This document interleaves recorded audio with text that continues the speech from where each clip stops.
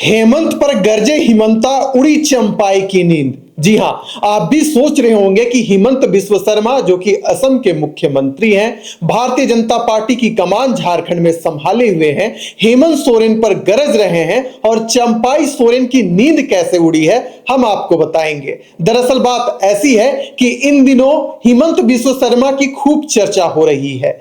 जब से झारखंड राज्य में चुनाव के तारीख का ऐलान हो चुका है, सहमात का जो खेल है राज्य में जारी है। लेकिन कभी मुख्यमंत्री हेमंत सोरेन हिमंता बिस्व शर्मा पर हावी होते दिख रहे हैं, तो कभी हिमंता बिस्व शर्मा हेमंत सोरेन पर हावी होते दिख रहे हैं। और इसी बीच जो चुनावी विशेषज्ञ हैं, राजनीति को बेहद करीब से जानते हैं, उनका जो आकलन है वह कभी कभी डगमगाता है। कभी हेमंत के पक्ष में सुर निकलते हैं तो कभी हिमंता के पक्ष में सुर निकलते हैं। लेकिन इसी बीच जो कोल्हान में आज जो हिमंत बिस्व शर्मा ने खेल किया है, क्या इससे वाकई हेमंत सोरेन की परेशानी बढ़ गई है? क्या चंपाई सोरेन परेशान हो गए? तो चलिए पूरी खबर आपको बतलाते हैं। आज बहरागोड़ा जो कि पूर्वी सिंहभूम में विधानसभा क्षेत्र है उसमें आता है, वहां पर जो हिमंत बिस्व शर्मा है उन्होंने जनसभा को संबोधित किया और संबोधन में क्या कहा कि संथाल में बांग्लादेशी घुसपैठिए लगातार बढ़ रहे हैं।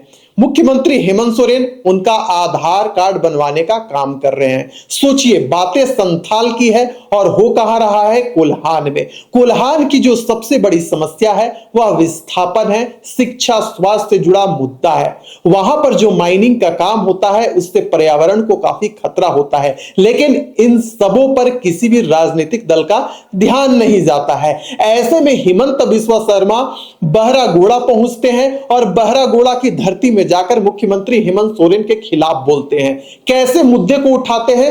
जो कि राष्ट्रीय मुद्दा रहा है। और वह मुद्दा जब भारतीय जनता पार्टी की सरकार थी 2014 से 2019 तक, तब झारखंड की जनता पूछते थे क्या उस समय बांग्लादेशी घुसपैठिए झारखंड राज्य में नहीं थे क्या? जो आज आपको अचानक बांग्लादेशी घुसपैठिए का मुद्दा याद आ रहा है। तो चलिए आपको विस्तार पूर्वक बताते हैं कि कैसे हिमंता बिस्व शर्मा ने मुख्यमंत्री हेमंत सोरेन को कटघरे में खड़ा करने का काम किया, लेकिन इसमें चंपाई सोरेन फंसते हुए नजर आ रहे हैं। दरअसल बात ऐसी है कि मुख्यमंत्री हेमंत सोरेन ने जो मैया सम्मान योजना की शुरुआत की थी, उसे लेकर जो हिमंत बिस्व शर्मा है गोगो दीदी योजना का कॉन्सेप्ट लाए थे और अभी भी यह कह रहे हैं कि जैसे ही झारखंड राज्य में भाजपा की सरकार बनेगी वह गुवाहाटी नहीं जाएंगे, सर्वप्रथम पहली कैबिनेट में इस बिल को लाएंगे और पास करवाने का काम करेंगे। जैसे ही उनकी सरकार बनेगी, संथाल से बांग्लादेशी घुसपैठियों को खदेड़कर लात मारकर यहां से भगाने का काम करेंगे। तीसरा जो सबसे बड़ा मुद्दा है वह है युवाओं का। वो बार बार कह रहे हैं कि हमारी सरकार जैसे ही बनेगी, जेएसएससी सीजीएल में जो गड़बड़ियां हुई है उसकी जांच कराएंगे और परीक्षा को रद्द करने का काम करेंगे। लेकिन क्या इन सब बातों का झारखंड की जनता पर इंपैक्ट पड़ेगा? तो देखिए, जो राजनीतिक विशेषज्ञ कहते हैं कि मैया दीदी योजना जो मुख्यमंत्री हेमंत सोरेन ने लाया है उसका सीधे तौर पर जनता से संवाद बन रहा है और जनता इस योजना को पसंद कर रही है। और कल्पना सोरेन मैया योजना को जो कॉन्सेप्ट है जन जन तक पहुंचाने में सफल हुई है। जो झारखंड के लोग हैं उनका तारीफ कर रहे हैं, मुख्यमंत्री हेमंत सोरेन की प्रशंसा कर रहे हैं। लेकिन जो जन मुद्दे हैं वे कहीं ना कहीं छूट रहे हैं। ऐसे में जो हिमंत बिस्व शर्मा बांग्लादेशी घुसपैठिए युवाओं का मुद्दा उठा रहे हैं, क्या कोल्हान की धरती में इसका इंपैक्ट पड़ेगा? यह तो आने वाला समय ही बताएगा। लेकिन जिस प्रकार से हिमंत बिस्व शर्मा ने कहा कि मुख्यमंत्री हेमंत सोरेन सास बहू में लड़ाई लड़ाने का काम कर रहे हैं, घर में विवाद पैदा करने का काम कर रहे हैं, पेंशन जो वृद्धा पेंशन मिलती थी उसे रोककर मैया सम्मान योजना में जो राशि दी जा रही है उसे देने का काम कर रहे हैं। यानी वो सीधे तौर पर कह रहे हैं कि मुख्यमंत्री हेमंत सोरेन सास बहू की लड़ाई लड़ा रहे हैं। क्या यह बात सही है?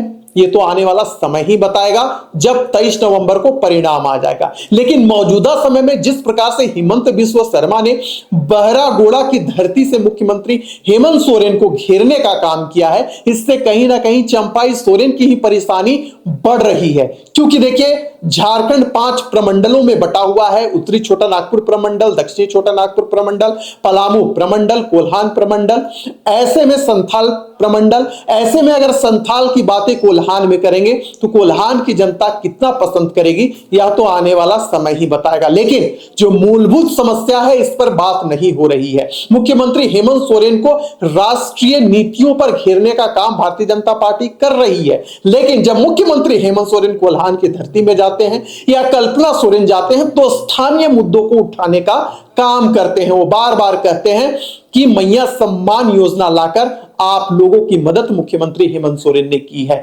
युवाओं को रोजगार देना हमारा फर्ज है। आने वाले समय में हमने जो वादा किया है उसे पूर्ण करेंगे। यानी कि जो स्थानीय मुद्दे हैं झारखंड राज्य का और खास कर कोल्हान का, जैसे कि स्वास्थ्य सुविधाएं, शिक्षा को लेकर, कृषि को लेकर, पलायन को लेकर, इन मुद्दों को लेकर कल्पना सोरेन जाती हैं और स्थानीय मुद्दों में कोल्हान की जनता तक अपनी बातों को पहुंचाने में सफल हो जाती है। लेकिन वहीं अगर हम दूसरी ओर देखें तो हेमंत बिस्वा शर्मा ऐसे मुद्दों को उठाते हैं जिससे वहां की ना तो जनता उससे प्रभावित होती है और कहीं ना कहीं यह चर्चा का विषय बन जाता है कि क्या भारतीय जनता पार्टी राष्ट्रीय मुद्दों के साथ इस बार चुनाव को लड़ेगी, और कहीं ना कहीं यह सवाल भी खड़ा हो जाता है। इसलिए मैं बार बार कह रहा हूं कि भारतीय जनता पार्टी जिन मुद्दों को उठा रही है उससे कहीं ना कहीं झारखंड की जनता अपने आप में विखराव सा महसूस कर रही है। कोल्हान की धरती में जाकर संथाल की बातें करना, देखिए मैं बार बार कह रहा हूं कि जिला जब बदलता है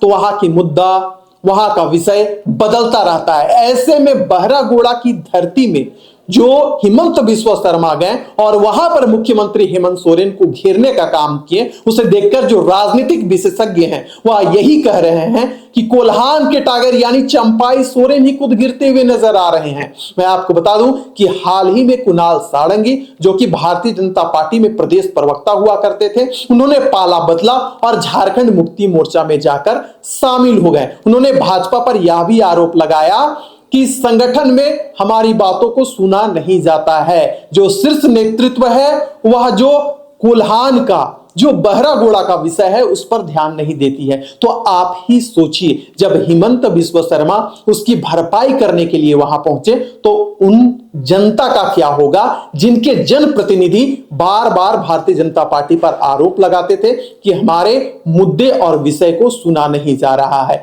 ऐसे में जो कोल्हान जीतने का जो प्लानिंग भारतीय जनता पार्टी ने तैयार किया था, हो सकता है भारतीय जनता पार्टी पर ही भारी हो जाए। क्योंकि देखिए, अगर आप कोल्हान और खास कर पूर्वी सिंहभूम में अपनी दृष्टि को दौड़ाते हैं तो वहां पर 6 विधानसभा क्षेत्र, अगर हम पोटका की बात करें, बहरागोड़ा की बात करें, पूर्वी जमशेदपुर की बात करें, पश्चिमी जमशेदपुर की बात करें, घाटशिला की बात करें, तो ऐसे में यहां पर अगर हम देखें तो कहीं ना कहीं भाजपा का खेल बिगड़ सकता है। क्योंकि इस बार घाटशिला से जो चंपाई सोरेन है उनके बेटे बाबूलाल सोरेन को उतारा गया है।